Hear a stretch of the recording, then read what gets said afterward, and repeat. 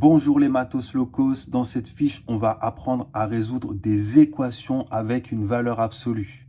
Comme on l'a vu précédemment, une valeur absolue est une distance. Donc ici, dans le petit a, on cherche un nombre x tel que sa distance à 0 soit égale à 4. Ça veut dire que lorsqu'on fait comme dans les fiches précédentes, un axe gradué, on met ici 0, 1, 2, 3, 4, 5. Ensuite, on a moins 1 de l'autre côté, moins 2, moins 3, moins 4. Allez, on va jusqu'à moins 5. Moins 5.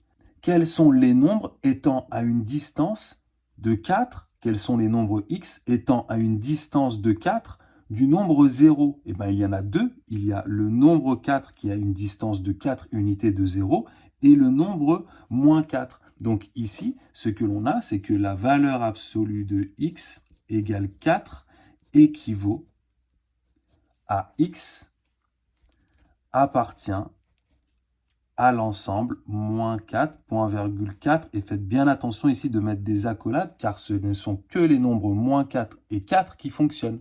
Aucun autre nombre n'est solution ici. Continuons avec le deuxième exemple. Ici, on cherche les nombres x tels que leur distance à 2 soit de 3 unités. Ok?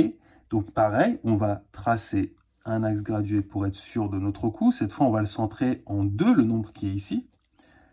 2, 3, 4, 5, 6, 7, etc.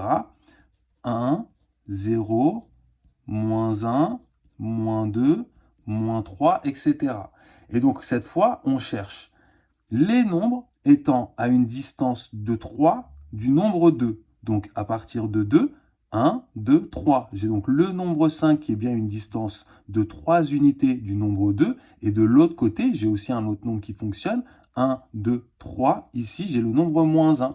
Donc, je peux conclure en disant que cette fois, la valeur absolue de x moins 2 égale à 3 équivaut à x appartient à l'ensemble constitué des deux éléments, moins 1 et 5, tout simplement. OK? Continuons ici. Ici, il faut toujours traduire dans le langage français ce que vous voyez écrit en mathématiques. On cherche un ou des nombres x, noté x, que la distance de ce nombre au nombre 5 soit la même distance que ce nombre au nombre moins 1. Alors pourquoi j'écris moins 1 alors qu'il y a écrit plus 1 ici? Parce que c'est un petit piège. La première chose à faire ici, c'est de réécrire cette équation en faisant bien attention à avoir x moins un nombre. Donc de ce côté-là, pas de souci. Et l'autre côté, x moins moins 1. Donc les deux nombres que je vais considérer ici, ce sont les nombres 5 et moins 1. Donc lorsque je vais faire mon axe gradué, je vais bien faire attention d'avoir 5 et moins 1 qui apparaissent. Donc je vais commencer ici, je vais écrire moins 1, 0, 1, 2, 3, 4, 5, 6. Et de l'autre côté, je vais mettre moins 2. Donc, quels sont les nombres étant à égale distance, regardez, égale distance car il y a des valeurs absolues, du nombre 5 et du nombre moins 1? Eh bien, c'est le milieu entre le nombre 5 et le nombre moins 1. Moins 1, c'est là, 5, c'est là. Eh bien, regardez, 2 est la seule solution, car 2 est à égale distance de 5 et de moins 1. Je cherche les nombres étant à égale distance de 5 et de moins 1. Comment est-ce que je fais dans ce cas de figure? La rédaction est la suivante. On calcule le milieu, le centre entre ces deux nombres, le milieu entre 5 et moins 1 par la formule suivante. Donc ça me donne 4 sur 2 égale 2. Ainsi, valeur absolue de x moins 5 égale valeur absolue de x plus 1 équivaut tout simplement au fait que x soit égal à 2. Vous voyez, lorsqu'on raisonne en termes de distance et qu'on considère la valeur absolue comme étant une distance, eh ben, tout devient super simple. On n'a plus peur des valeurs absolues.